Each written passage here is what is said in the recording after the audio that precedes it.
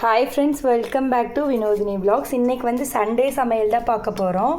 இன்றைக்கி வந்து சண்டே பார்த்திங்கன்னா எங்கள் வீட்டில் மத்தியானம் ஒயிட் ரைஸ், இன்றைக்கி மீன் குழம்பு. நேற்று வந்து ஒரு கெடா வெட்டுக்கு போயிருந்தோம் இல்லைங்களா, அதனால் மீன் எடுத்துக்கலாம் அப்படின்னு சொல்லிட்டு மீன் குழம்பு தான் பண்ணியிருக்கிறேன்.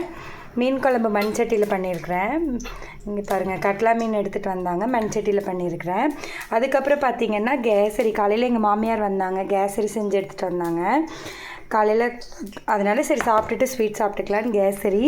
அதுக்கப்புறம் பார்த்திங்கன்னா ரசம் எப்போவுமே நான்வெஜ் செஞ்சால் நான் ரசம் வைக்கணும் இல்லைங்களா, அதனால் ரசம் வச்சாச்சு. மீன் வந்து கலக்கி வச்சுருக்கிறேன். ஹஸ்பண்டுக்கு வந்து தோசைக்கல்ல போடணும், எனக்கு வந்து பொரிச்சிக்கலாம் அப்படின்னு சொல்லிட்டு கலக்கி வச்சுருக்கிறேன் மீன். சரி தோசைக்கல்ல போட்டுக்கொடுன்னு சொல்லி கேட்டாங்க, அதனால் தோசைக்கல்ல போட்டுக்கலாம் மீன் அப்படின்னு சொல்லிட்டு அவருக்கு மட்டும் தோசைக்கல்ல போட்டு கொடுத்துக்கலாம் அப்படின்ட்டு தோசைக்கல்ல போட்டிருக்கேன். எனக்கு வந்து பார்த்திங்கன்னா எண்ணெயில் போட்டு ஃப்ரை பண்ணால் தான் எனக்கு பிடிக்கும், அதனால் எண்ணெயில் போட்டு ஃப்ரை பண்ணிகிட்ருக்கேன். எனக்கு உங்கள் வீட்டில் சண்டேலாம் என்ன லஞ்சுன்னு சொல்லி கமெண்ட் பண்ணுங்கள் மறக்காமல். காலையில் வந்து பூரி சுட்டுக்கலாம் அப்படின்னு சொல்லிட்டு பூரிக்கு எங்கள் மாமியார் வந்து குழம்பெல்லாம் வச்சு பூரிக்கு மாவெல்லாம் பிசைஞ்சு எடுத்துகிட்டு வந்திருந்தாங்க. இங்கே வந்து பூரி சுட்டுட்டோம். மத்தியானத்துக்கு வந்து மீன் எடுத்தாச்சு. இதுதான் வந்து இன்றைக்கி சண்டே எங்கள் வீட்டில். உங்கள் வீட்டில் என்னன்னு சொல்லி மறக்காமல் கமெண்ட் பண்ணுங்கள்.